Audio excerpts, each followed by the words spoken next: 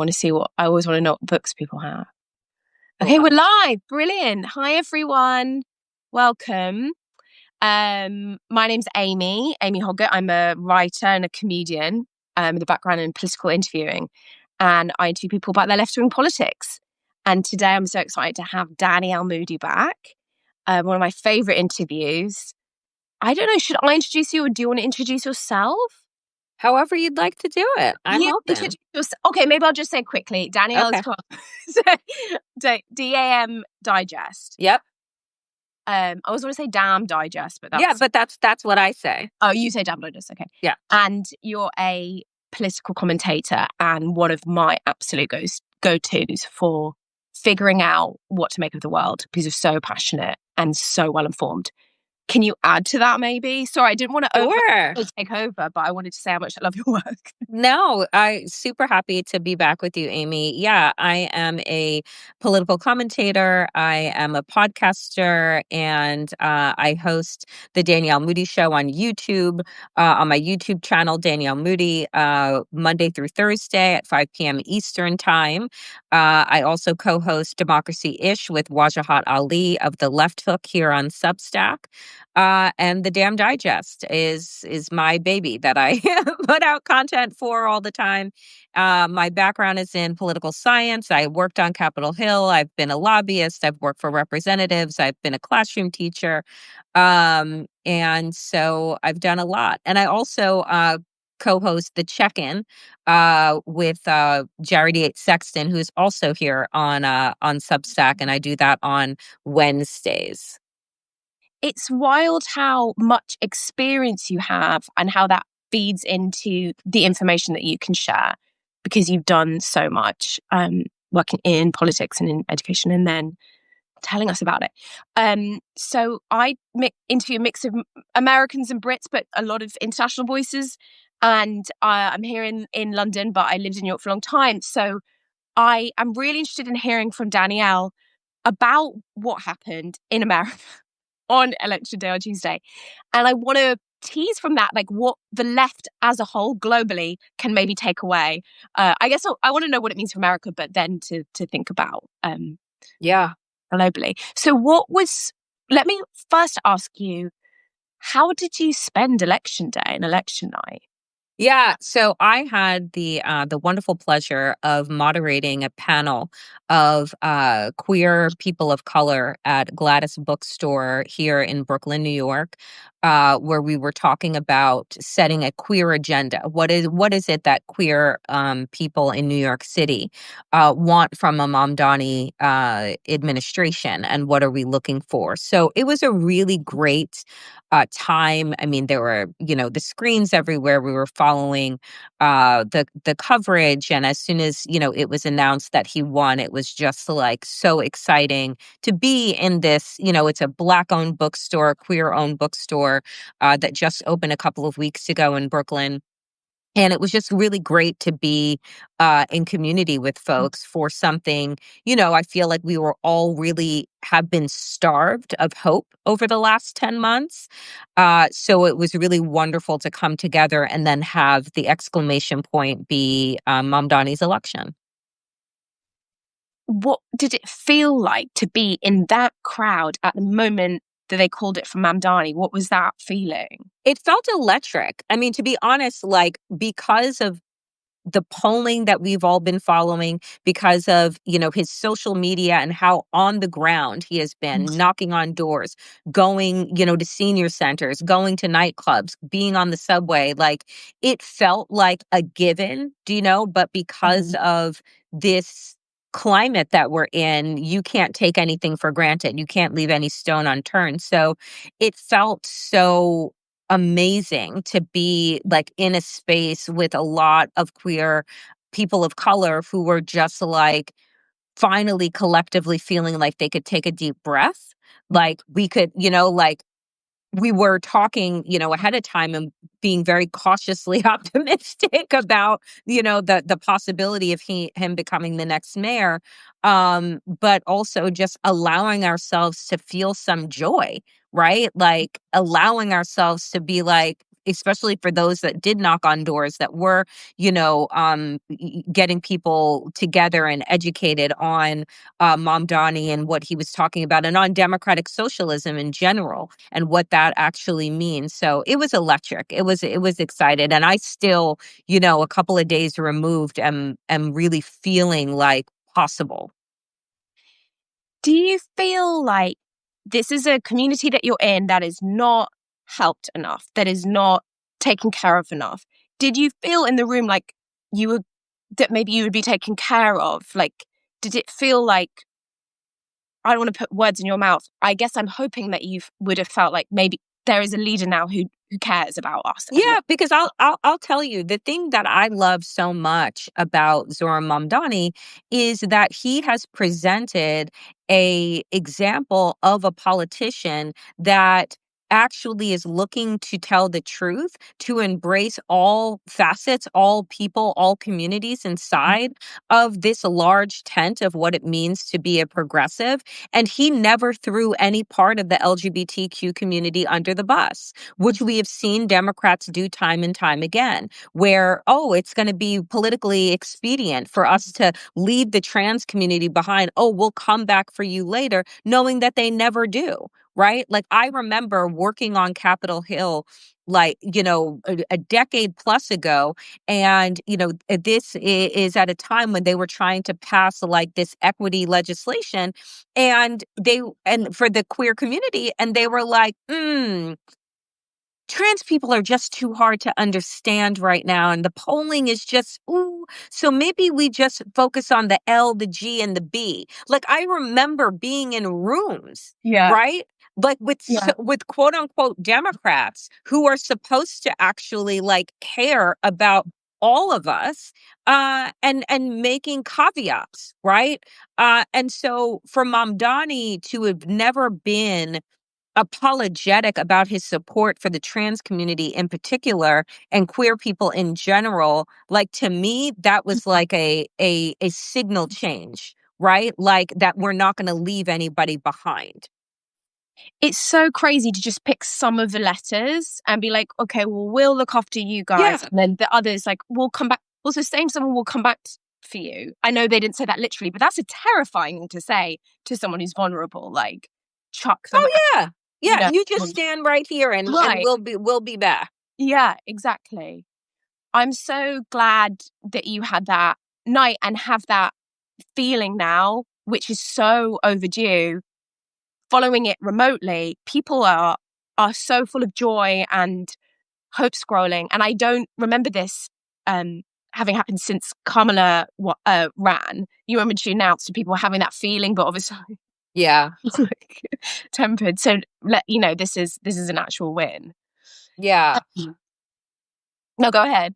No, I was just going to say, like, it is, and I said this when I was moderating the panel on election night, like, hope is the kryptonite of fascism, right? Like, hope Mm. is the kryptonite of an authoritarian agenda, because if they can fill you with anxiety and fear, they are winning, right? And Yes. so the Yeah. idea that what we saw transpire across the country in the states, from California's Prop 50 to New York's mayoral Mhm. race to Virginia, clearing the slate, Right. from governor, lieutenant governor, et cetera, being Democrats, to Mississippi breaking a 13-year, GOP stranglehold over the state Senate. Like, it wasn't just one place, right? Like, and it Mhm. wasn't just in like these liberal, right, Yeah. blue places. Like, people are sick and tired of Donald Trump and MAGA. They're sick Yeah. and tired of cruelty. They're sick and tired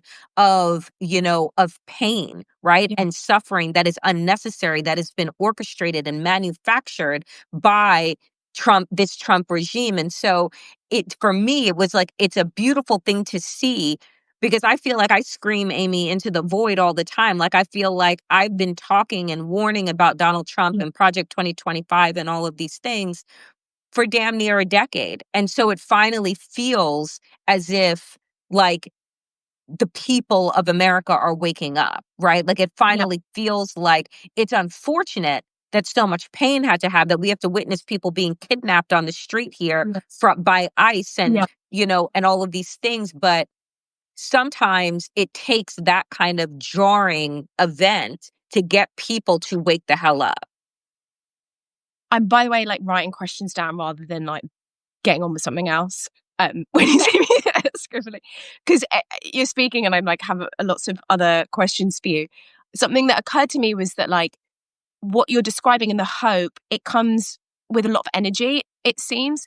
I interviewed one of Mamdani's organizers over the summer, right after his win in the primary, and he was very full of hope and very optimistic, but he was also just working so hard. And my hope is that, or maybe I should phrase this as a question because you might agree or disagree. Do you feel like the hope that Americans are feeling now, or a lot of Americans are feeling now, might incentivize action? And that's really the opposite of what the fascists want. Absolutely. Like, we have to understand that, first of all, just looking at New York and the mayoral race, that 2 million people cast a ballot in New York City. 2 million people haven't cast a ballot for the mayoral race, I think they said, since like the late 1960s, early 1970s. So that's like extraordinary in terms of the numbers. Yeah. You're talking about certain places where people went to the polls where they were outperforming 2024 numbers. And we were told that 2024 obviously was a consequential election, but people outperformed in the areas where there were elections. And so I think that that is the action, right? Like I said, and I'm sure you were following, Amy, the No Kings rally that happened on October 18th.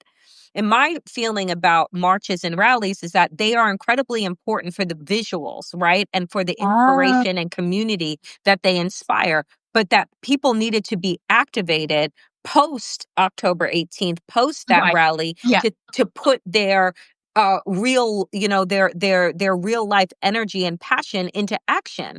Yes. And action look like these people running for office, supporting these people, going to the polls, like making a real statement ahead of the midterm elections that we know that Republicans and Donald Trump are trying to rig outright.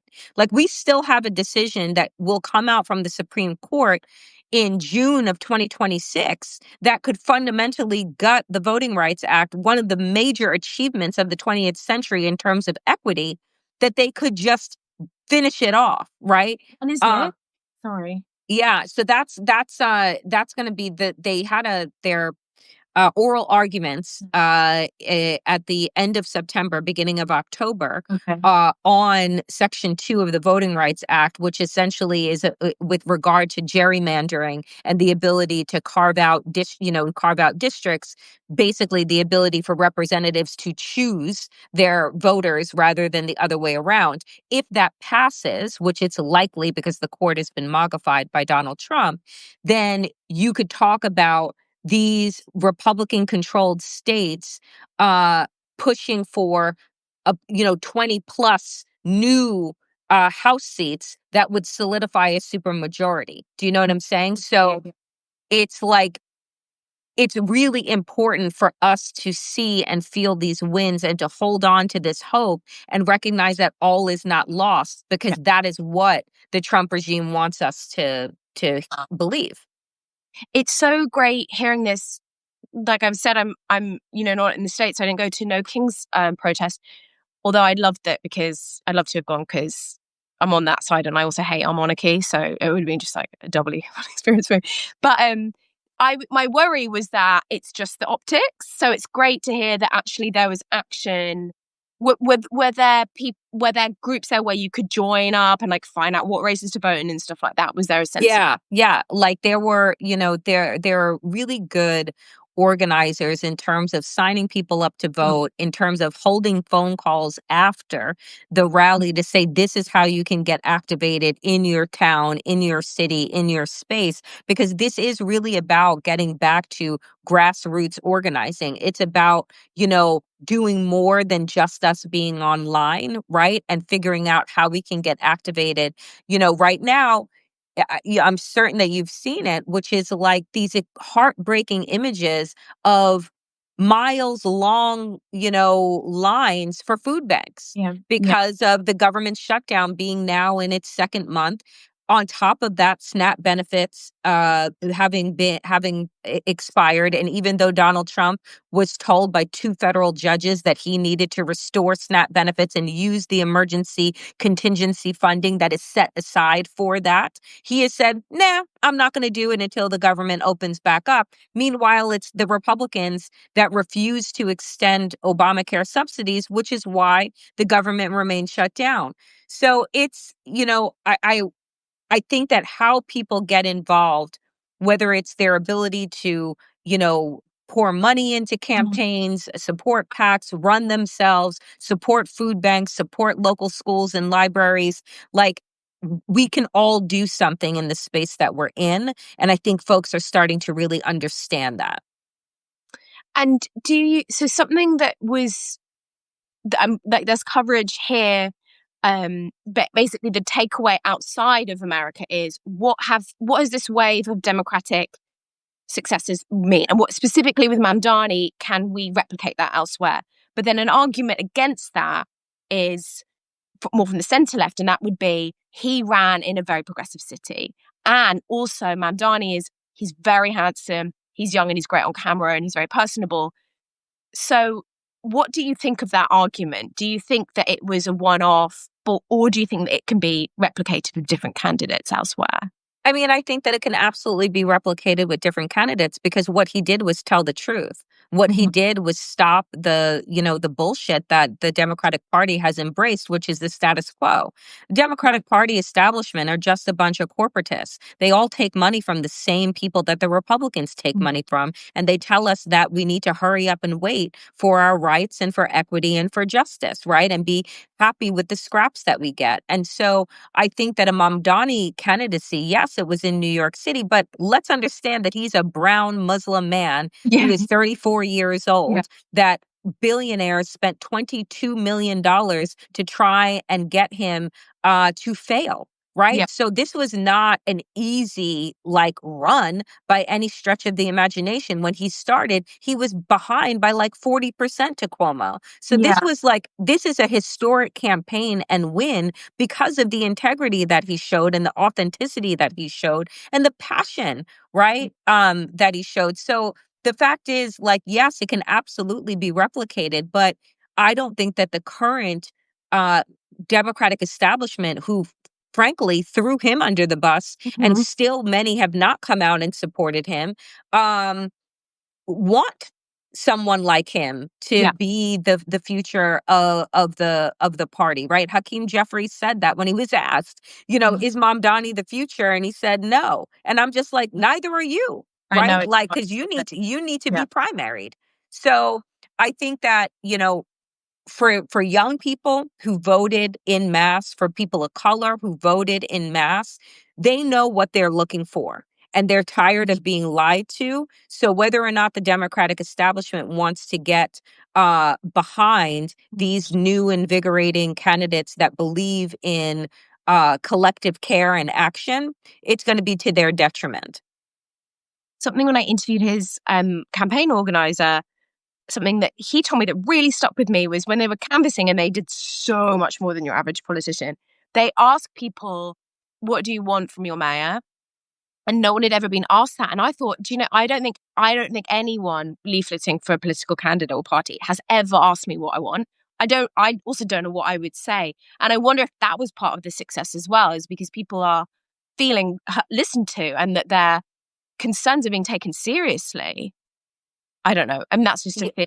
That's what. Yeah, look, I think, people need to be asked what they want, Yeah. right? Like, not just, oh, are you supporting this candidate or this Yeah. candidate? It's like, what do Yeah. you actually need? Yeah. New York City, and you said you lived here at one time, and you live in London, which is another super expensive place. New York City is really unaffordable. Yeah. Yeah. Right? Yeah. Like it's wildly Yeah. unaffordable. An average one bedroom in the boroughs, you're talking about $3,500 to $4,000 a month. Right? Like that's insane. On top of inflation and tariffs and all of these things, it's expensive to do. Like you walk out of your house in New York City and you're coming back $200, $300 lighter. Do you know what I'm saying? Like to go to the grocery store, to go get your basic, needs met. And so when he comes in and he says, look, I want to do a rent freeze, Yeah, right? yeah. The landlord lobby, they didn't want this No. man to win, right? Yeah, They want to be able to raise their yeah. prices by an extraordinary amount every single year, squeeze people for every dime that they have. And he's talking about affordability, which at a time again, when folks are lined up at food banks, SNAP benefits are gone. The jobs report came out today. Nearly 1 million people have lost their jobs, have been fired in this year, In right? Like America or in New York, either, in in fact. America, no, in Okay, that makes America. yeah, yeah, Yeah, yeah. in Yeah. America, the jobs report came out for the country and it is shitty, And right? it's It worse for hasn't. people of color, isn't it? Like way Mostly, it's. I mean, it's a lot of people of color. I mean, the numbers of black women was Mhm. 300,000 black women have lost their jobs, been fired, and a lot of them from the federal government, right? Like the federal government was an opportunity for black people of color to have a middle class, stable, secure job, right? And this white supremacist organization, crime organization, has pushed those people out, and fired those people, fired those women. But like across the board, you're looking at UPS, Amazon, Paramount, Microsoft. the They've all laid off tens of thousands of people around the country, right? So, again, Mamdani being a candidate that is talking about affordability yeah. and it not just being like, oh, I'm going to focus on the middle class, which doesn't exist. Like we're all just working class. Like we're all just like working to try and make it, right? And try and survive, and moving it with that at the center, working families at the center. To me, that's a winning message that the Democratic establishment has not done. It's also crazy. I had my baby in New York, and we just never considered staying. And we were lucky that we could move, but childcare is it. My guest this week, I interviewed a radical Buddhist teacher. She left New York because she had a kid as well. I was like, that's 2 out of 2 in the whole conversation. And childcare is, man, he really did talk about that a lot. And that's a huge percentage of the New York population has kids. And you know, I think that just asking people what they want, and then most of the time it's about affordability at the moment, and that's Yeah. what he's promising. Do you feel nervous? I also interviewed Jess Craven, the activist, recently, and she was saying how she really hates perfectionism on the left, which I find really interesting. And she said Mamdani is going to win, and he's going to disappoint people, and you just need to kind of fall in line and support him. But he has a really tough job ahead, particularly working in Albany and dealing with the state and the city and everything. What do you feel optimistic about his tenure? Like, what do you think is going to happen to his reputation and what he can achieve? I think that what people have to understand is that he's going to be as successful as the people allow for him to be successful. And what do I mean by that? I mean that we need to not pin our hopes and dreams on one candidate. I Yeah, think that what we are talking about is systemic change inside of New York City that has been, in many instances, a government that has been wildly corrupt. mhm. So he's talking about changing the entire infrastructure, bringing in new blood, new energy, and he's going to be up against a lot, right? Yeah, Like you have Chuck Schumer, who is not interested in really working with him. Kathy Hochul, the governor here, said yeah, that she is interested in working with him, and came out and endorsed him. I think she endorsed him in September, right? A couple of months before the election. So, like, we have to understand that the type of seismic shifts and change that he is talking about does not happen overnight. And it's going to take right. all of us, right? Yeah, Those that either join his administration, volunteer, support, provide information. All of these things matter. But we also have to recognize our responsibility as residents of New York City, right? That we cannot just pin our hopes and dreams on one person. Again, yeah. look at on the national stage. Barack Obama, everyone's like, oh my God, Barack Obama. I was one of those people.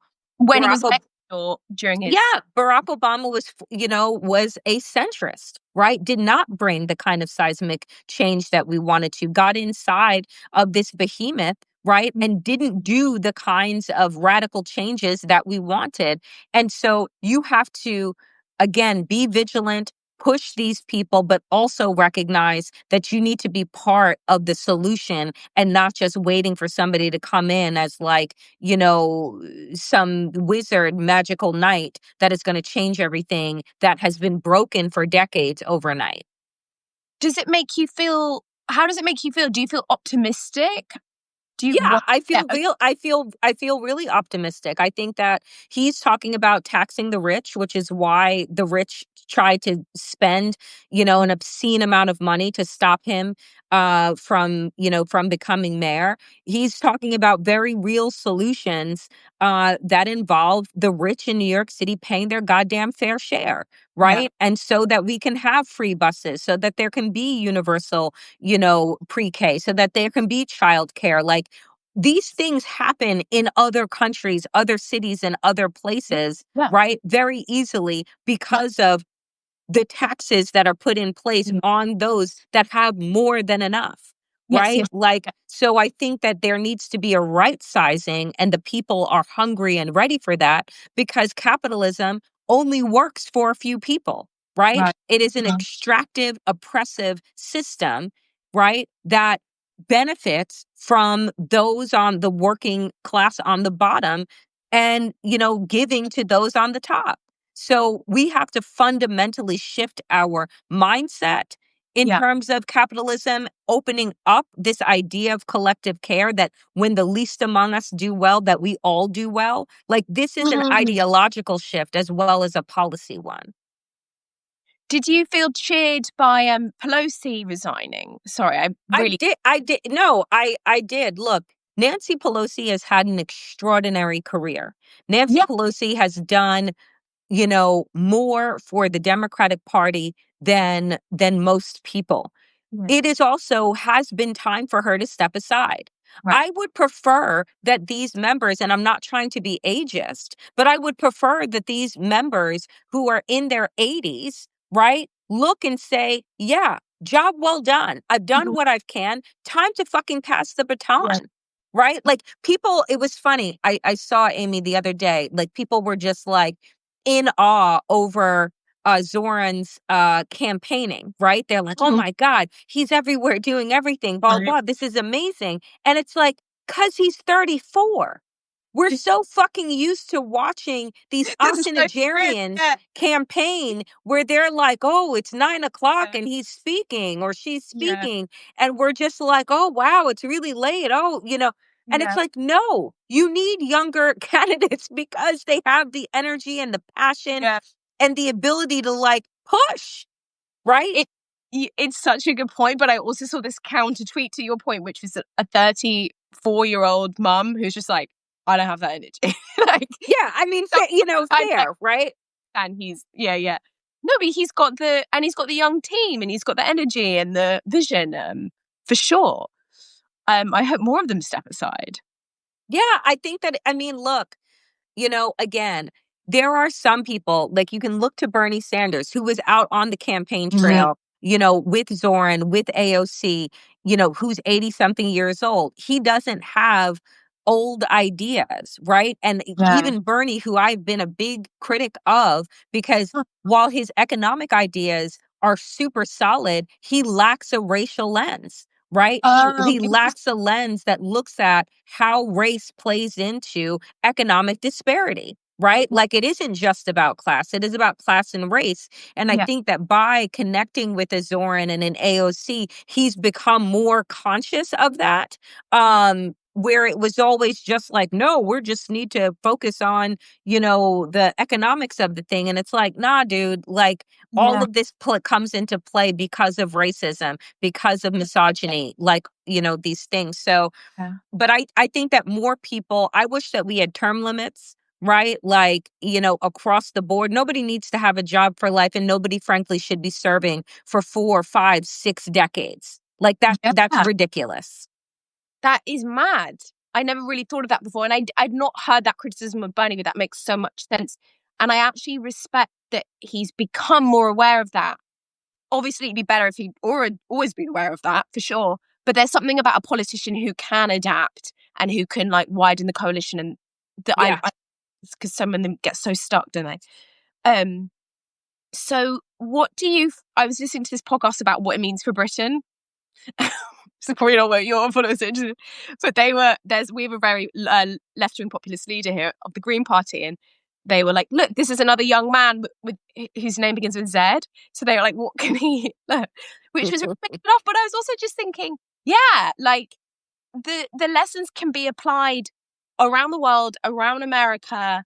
You're talking to people. I mean, a lot of it is social media. A lot's been said about that, but that's just sort of I'd love to know. I'm building to my question, which is, I'd love to know what your take on the attention economy in politics is now. Like, how do our leaders have to adapt to that? Yeah, I think, it's twofold. And Yeah, again, I think that one, you have to be able to use social media as a tool to yeah, be able to get your message out. That being said, you can't just rely on social media. yeah. Mamdani was at clubs at 2 a.m. in the morning. Do you know what I'm saying? He was riding subways. He's going into restaurants. Like, he did shoe leather politics that we have not seen What's that? during. Sorry, I'm sorry, what? shoe leather I've not had that. Yeah, shoe leather. I'm sorry. Shoe leather politics is like when you are walking out in community, meeting people, like you are knocking on doors, you are shaking hands, you are sitting down, not just where the fucking focus groups tell you to go, but like going where the people are. He was doing press conferences at midnight on late night worker shifts because he was talking about late night workers and night shift workers and being like, when some of us finish our jobs at 9, at 5 p.m. or at 6 p.m., that's when other people are starting their jobs, the ones Yeah. that actually make the city run. And so he was going to shift night shift workers at, factories and hospitals and et cetera, to meet people where they are. And that was what was extraordinary. Like, you can't just go into these towns and put on a fucking flannel and like pretend that understand the people when you don't, because you're not Yeah. spending any time with them whatsoever. And he didn't just do that when he's been campaigning for mayor. There are videos that they were putting out that he'd been doing that for the last couple of years, just like talking to people. What do you need? What do you want?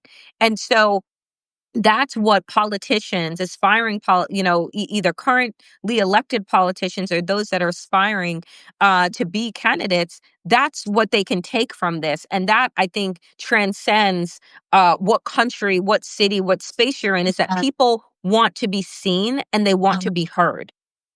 He's such a people person. I mean, you're describing his social media I don't know, methods, but you keep using the word people. It's people, people, people, people. He really cares about people, I guess, which is what really we just want from our politicians, and it's also how most of us are. Like, normal people care about people.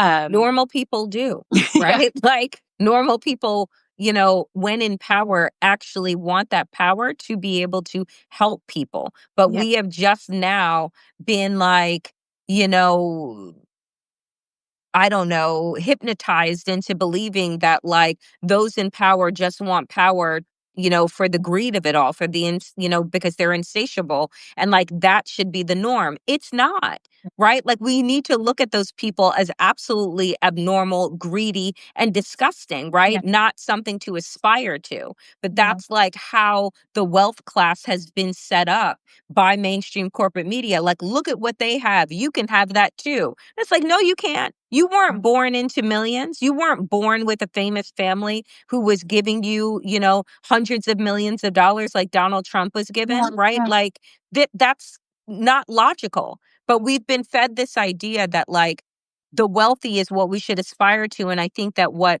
Mamdani's race and others showed is that there's another way to look at wealth, right? Like, wealth is about being in community. Wealth is about connecting and caring with like what other people are able to do and have, yeah. right? So yeah, I think that it's like there's definitely lessons to be learned that transcend just, what happened here in America on election night that other leaders can use.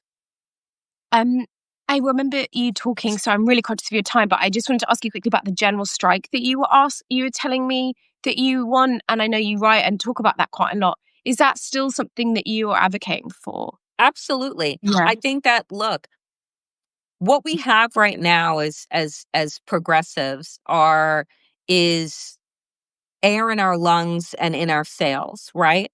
But the reality is that we know that the backlash to this win by Donald Trump and his cruel regime is going to be hard, and it's going to be fast.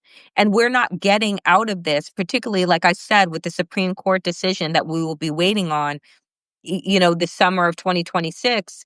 We're not getting out of this by voting alone. And so Yeah. we have to be able to use our power as people, as workers, to strike. And what I have said, look, you have right now the FAA, the Aviation Administration, just announced that they are limiting flights by like 10% It's, because of the government shutdown. My whole thing is I've called for a rolling strike, right? You have government workers that are already furloughed. If air traffic controllers decided that they were not going to work, like we're going to shut this shit down, yeah. like before the holidays, before Thanksgiving, Yeah. before Christmas, and say that we are not showing up. Yeah. We're not talking about a limited schedule. We are not showing up. And then you move into like subway drivers, but like I would start with transportation, right? And then I would move into different industries and areas. I would move from transportation into retail, into schools, into, groceries, into these places that will hit, right? That will hurt.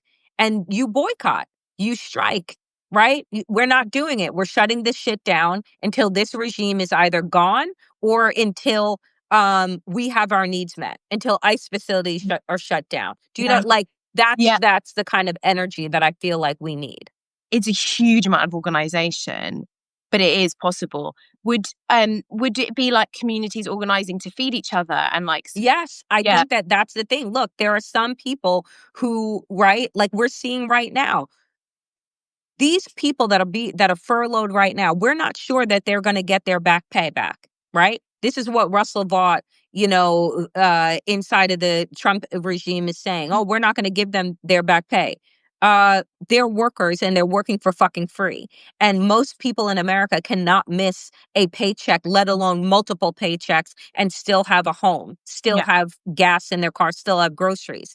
So I think that, look, it is a tremendous amount of organization. And that's what it looks like to take care of your neighbors, to take care of the people that are in your community, is that those that have, right? You now is your time to show up and give, yeah, right? Look around, who needs what? right. How can you be of support if we are going to exercise our right to strike? Wow, it's really ambitious. I hope it happens. I don't know what we would do. Like, would you and I strike? A bit content creators? See, the thing with me is that I work for myself, Yeah, right? So like I'm not striking against yeah, anybody, but like for me, I would be, using my platform to try and spread the word, to try and connect people, to organizations, to folks that can be helpful. But like, I mean, I left working for other people 5 years ago because I can't work in places that are not mission aligned, right? Like that's just me. And I've had the great fortune of having a very long, windy career that allows me to have the ability to do this work, right? That I do now. But yeah, like I would be striking against myself yeah, myself. But from people like us, it would be like, yeah, we're not shopping in certain places. We're not going to spend our dollars in certain places, right? So that we can be in support of small businesses, we can be of support, of the folks that actually need it.